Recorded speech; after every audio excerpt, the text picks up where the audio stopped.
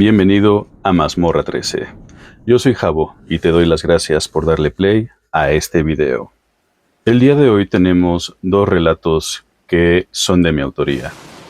Si tú quieres mandarnos algún relato, alguna experiencia paranormal que hayas tenido, por favor mándanoslo al correo mazmorra13@gmail.com. Antes de comenzar, te pido por favor que nos dejes tu like, te suscribas, actives la campanita para que YouTube te avise cuando subimos un video nuevo y aquí abajo en los comentarios dinos si estos relatos fueron de tu agrado y si quieres que sigamos haciendo esta dinámica. También comparte este video para que más banda nos conozca y nos ayudes a crecer. Y dicho esto, comenzamos con los relatos. El cronovisor y el horror de Auschwitz.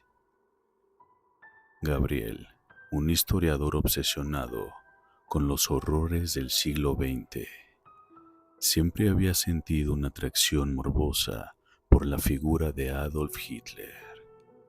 No entendía cómo un hombre podía ser capaz de tanta crueldad, de orquestar un genocidio a escala industrial. Esta obsesión lo llevó a involucrarse en círculos académicos marginales, donde escuchó rumores sobre un artefacto secreto custodiado en las profundidades del Vaticano, el cronovisor.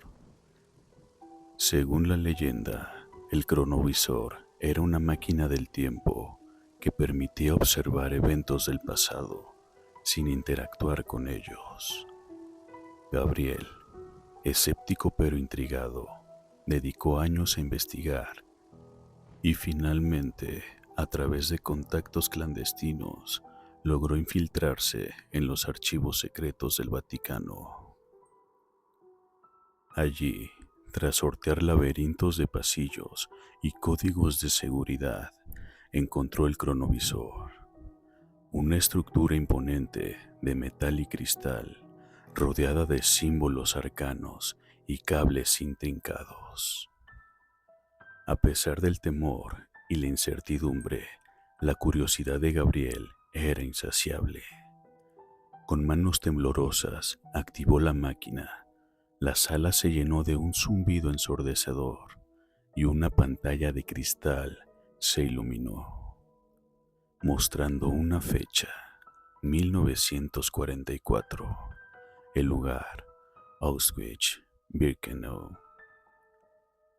Al principio, solo vio barracas grises y alambre de púas bajo un cielo plomizo. Pero a medida que la máquina se ajustaba, los detalles se volvieron más nítidos, más reales. El olor a humo y a carne quemada invadió sus sentidos, un hedor nauseabundo que lo hizo tambalearse. Oyó gritos, llantos, súplicas en varios idiomas, un coro de desesperación que le taladraba los oídos.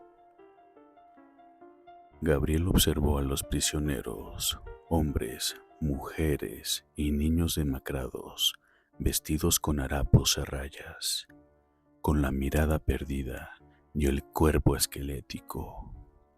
Los vio arrastrarse, caer y morir, víctimas del hambre, el frío y la brutalidad de los guardias de la SS. Cada rostro era un testimonio del horror, cada mirada un grito silencioso de auxilio. El historiador sintió un nudo en la garganta, una opresión en el pecho que le dificultaba respirar. Nunca, ni en sus peores pesadillas, había imaginado tal nivel de sufrimiento. Las imágenes que veía eran mucho más impactantes que cualquier fotografía o documental. Eran la realidad misma, cruda y despiadada. De repente, la imagen se enfocó en un grupo de niños pequeños, separados de sus padres y conducidos hacia una estructura de ladrillo con una chimenea humeante. Gabriel reconoció el lugar.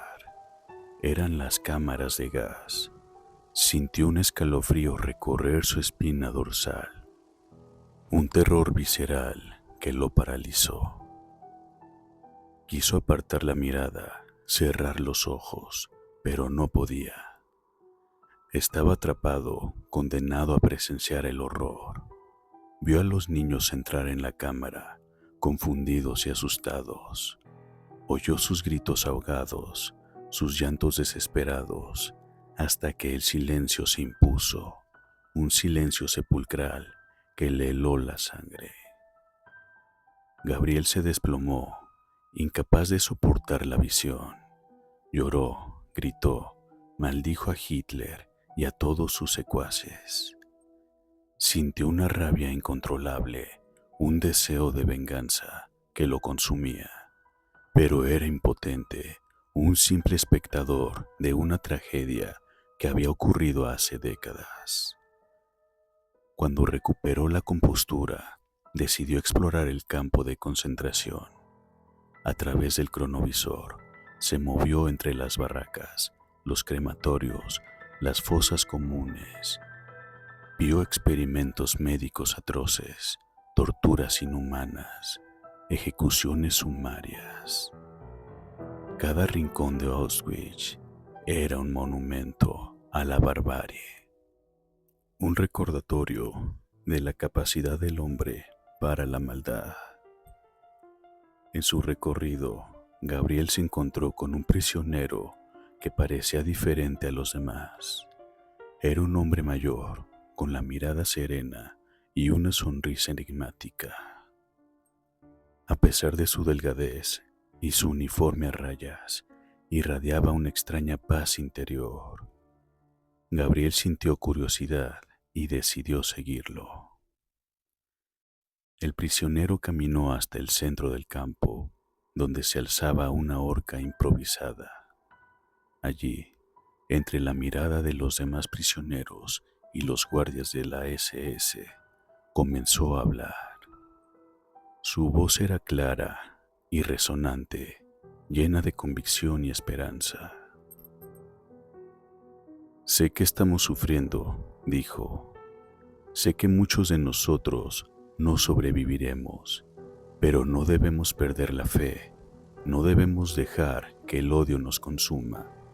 Debemos recordar nuestra humanidad, nuestra capacidad para amar y perdonar, porque sólo así podremos vencer el mal.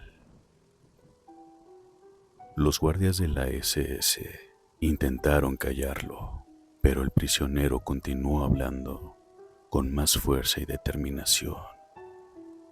Sus palabras resonaron en el campo, inspirando a los demás prisioneros a levantar la cabeza y a recuperar la esperanza. De repente, un oficial de la SS se acercó al prisionero y lo golpeó con una culata de rifle. El prisionero cayó al suelo, pero se levantó de inmediato y continuó hablando. El oficial furioso ordenó a sus hombres que lo colgaran. Gabriel observó la ejecución, horrorizado pero fascinado. Vio al prisionero subir al patíbulo con la cabeza en alto y la mirada fija en el cielo. Oyó sus últimas palabras, un mensaje de amor y esperanza que resonó en su corazón. No teman a los que matan el cuerpo, pero no pueden matar el alma, dijo, porque el amor es más fuerte que la muerte. El prisionero fue colgado, pero su mensaje perduró. Gabriel sintió una oleada de emoción, una mezcla de tristeza y esperanza que lo hundió por completo. Comprendió que a pesar de todo el horror que había presenciado, la humanidad seguía viva en Auschwitz. Después de horas de observación, Gabriel decidió regresar al presente. Desactivó el cronovisor y salió de los archivos secretos del Vaticano. Transformado por la experiencia, ya no era el mismo. no era el mismo historiador observando con la maldad de Hitler. Ahora era un testigo del horror, un mensajero de la esperanza. Pero el viaje a Auschwitz no había terminado para Gabriel. Las imágenes, los sonidos, los olores del campo de concentración lo perseguían en sus sueños. No podía dormir, no podía comer, no podía concentrarse en nada que no fuera el horror que había presenciado. Un día, mientras caminaba por las calles de Roma, Gabriel vio a un hombre que le resultaba familiar. Era el prisionero de Auschwitz, el hombre que había sido colgado por los nazis. Gabriel se acercó a él, incrédulo y confundido. ¿Cómo es posible?, preguntó. ¿No estabas muerto? El hombre sonrió. La muerte no es el final, respondió. El amor es eterno.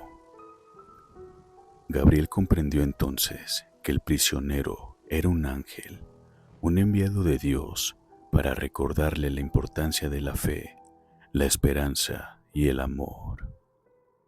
Se arrodilló ante él con lágrimas en los ojos y le agradeció por su mensaje. El ángel desapareció, dejando a Gabriel solo en la calle. Pero el historiador ya no se sentía solo. Sabía que el horror de Auschwitz nunca desaparecería, pero también sabía que el amor y la esperanza eran más fuertes que el mal. A partir de ese día, Gabriel dedicó su vida a difundir el mensaje del ángel. Escribió libros, dio conferencias, participó en documentales, se convirtió en un defensor de los derechos humanos, un luchador contra la intolerancia y la discriminación. Gabriel nunca olvidó su viaje al pasado. El cronovisor le había mostrado el horror de Auschwitz, pero también le había revelado la belleza del alma humana, su capacidad para amar y perdonar, incluso en las peores circunstancias. Y ese fue el legado que quiso transmitir al mundo.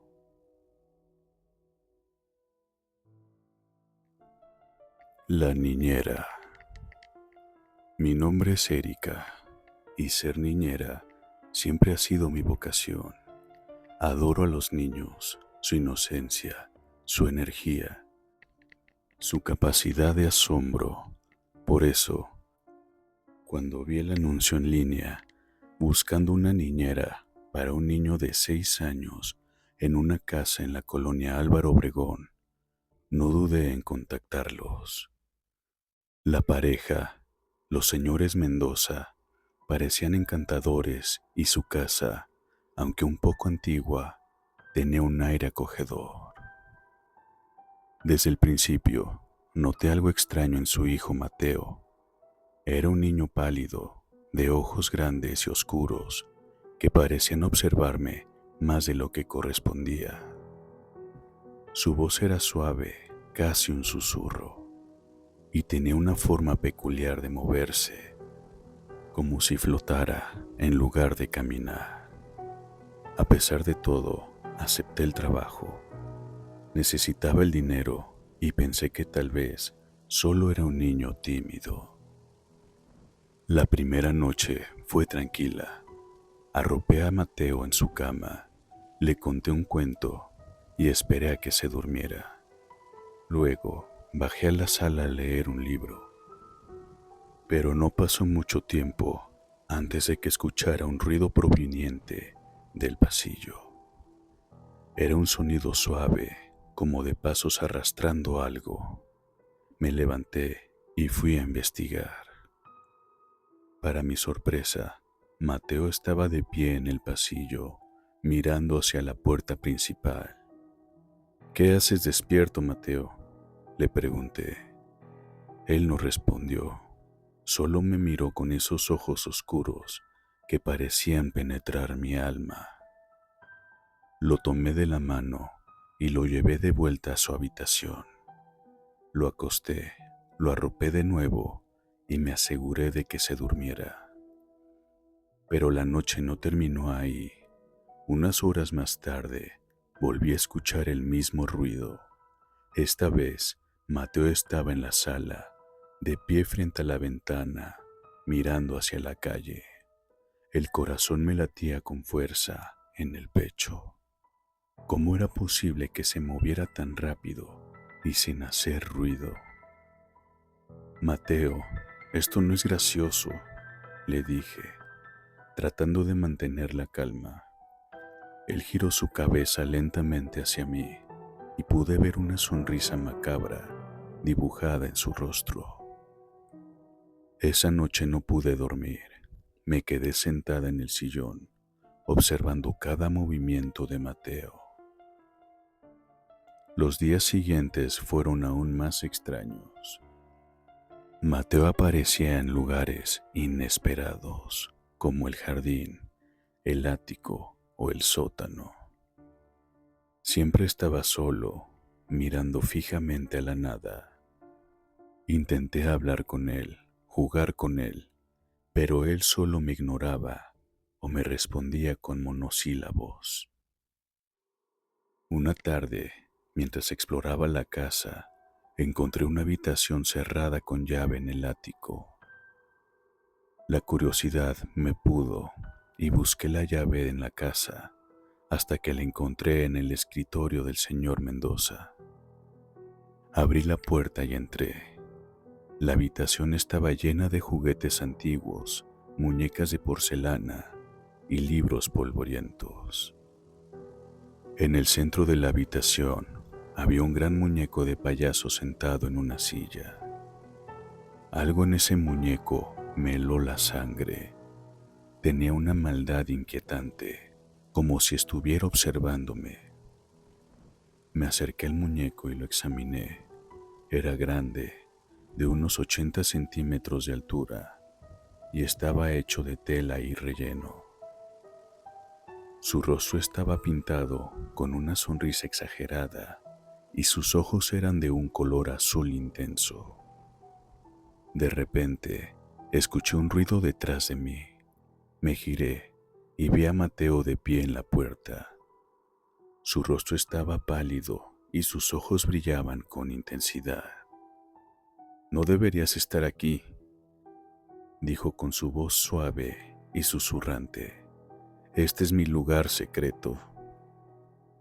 Sentí un escalofrío recorrer mi cuerpo.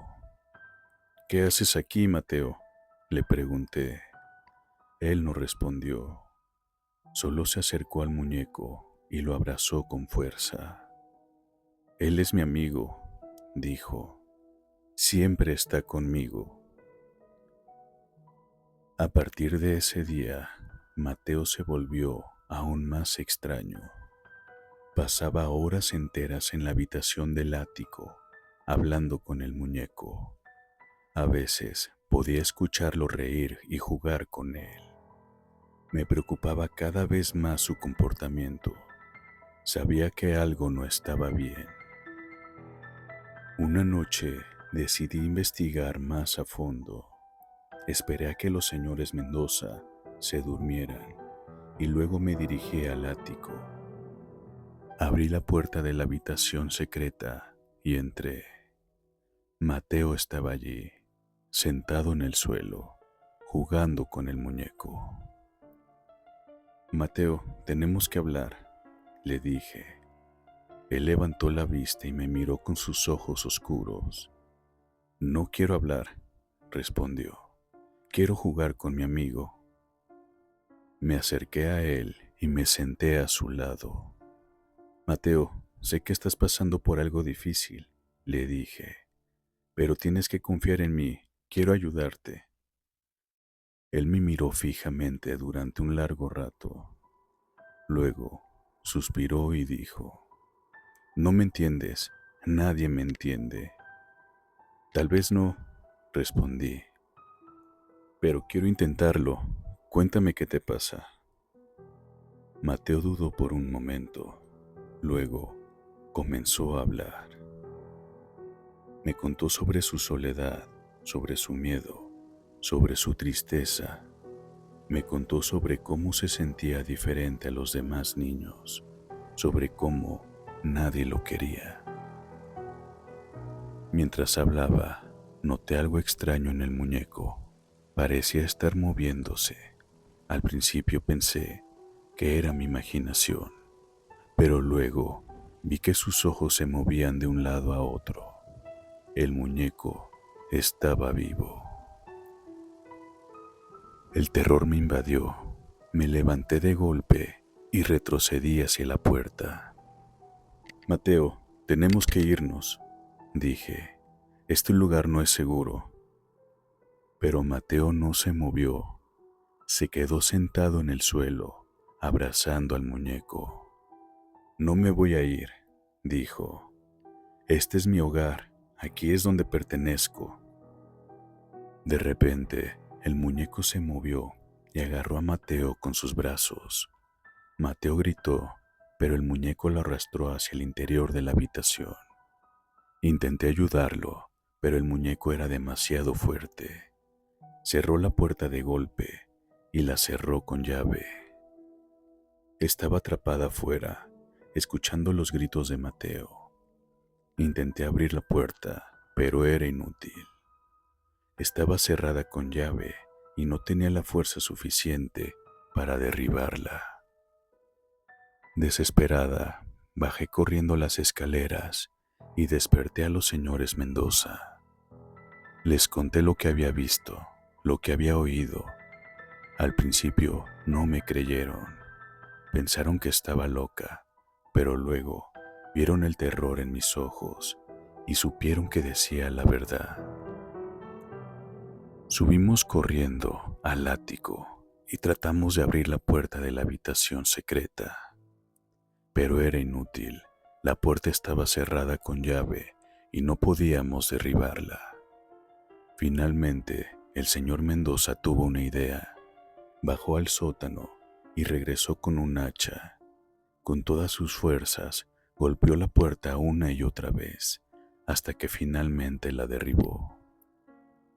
Entramos en la habitación y lo que vimos nos heló la sangre. Mateo estaba tirado en el suelo, inconsciente. El muñeco estaba de pie junto a él, con una sonrisa macabra dibujada en su rostro. El señor Mendoza se abalanzó sobre el muñeco y lo destrozó con el hacha. La señora Mendoza corrió hacia Mateo y lo abrazó con fuerza. Yo me quedé allí, paralizada por el terror. Cuando la policía llegó, se llevaron el muñeco y a Mateo. Los señores Mendoza fueron interrogados, pero no se les presentaron cargos.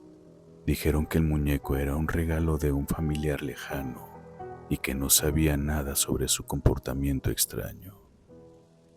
Sin embargo, yo sabía la verdad.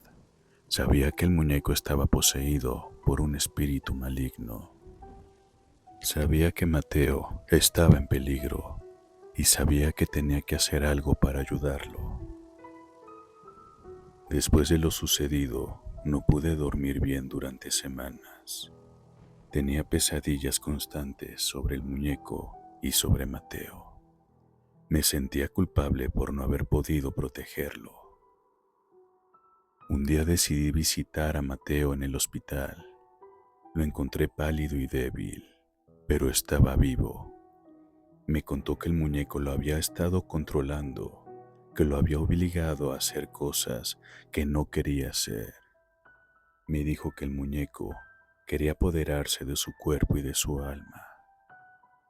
Decidí ayudar a Mateo a librarse del espíritu maligno que lo atormentaba. Investigué sobre exorcismos y rituales de purificación. Consulté con sacerdotes y chamanes. Aprendí sobre la historia del muñeco y sobre la familia que lo había creado. Después de semanas de investigación, descubrí que el muñeco había sido creado por una familia de brujos que vivía en un pueblo remoto en las montañas. La familia había utilizado el muñeco para realizar rituales de magia negra y para invocar espíritus malignos. El muñeco estaba maldito. Con la ayuda de un sacerdote y de un chamán, realicé un exorcismo en la habitación de Mateo en el hospital. El espíritu maligno se resistió con fuerza, pero finalmente logramos expulsarlo del cuerpo de Mateo. Después del exorcismo, Mateo se recuperó rápidamente. Volvió a ser el niño alegre y juguetón que había sido antes. Ya no tenía pesadillas ni miedos. Estaba libre del espíritu maligno que lo había atormentado. Los señores Mendoza decidieron mudarse de la casa en la colonia Álvaro Obregón. Sabían que la casa estaba maldita y que no podían seguir viviendo ahí. Se mudaron a un pueblo pequeño en el campo, donde Mateo podría crecer en paz y tranquilidad. Yo también me mudé. Dejé mi trabajo como niñera y me dediqué a ayudar a otros niños que habían sido víctimas de espíritus malignos. Sabía que mi experiencia con Mateo me había preparado para esta tarea. Sabía que podía hacer la diferencia en la vida de estos niños. Nunca olvidaré lo que sucedió en la casa de los señores Mendoza. Nunca olvidaré a Mateo y al muñeco. Pero también sé que mi experiencia me ha hecho más fuerte y más sabia. Sé que puedo enfrentar cualquier desafío que se me presente. Banda, ya hasta aquí el video del día de hoy. Te agradezco muchísimo que nos hayas acompañado en Mazmorra 13. Te recuerdo que nos encuentras en Facebook, Instagram y WhatsApp como Mazmorra 13. Aquí abajo te dejo los enlaces para que te puedas unir a esta comunidad. Nos vemos aquí en Mazmorra 13 la próxima semana y espero que los espectros te dejen dormir esta noche.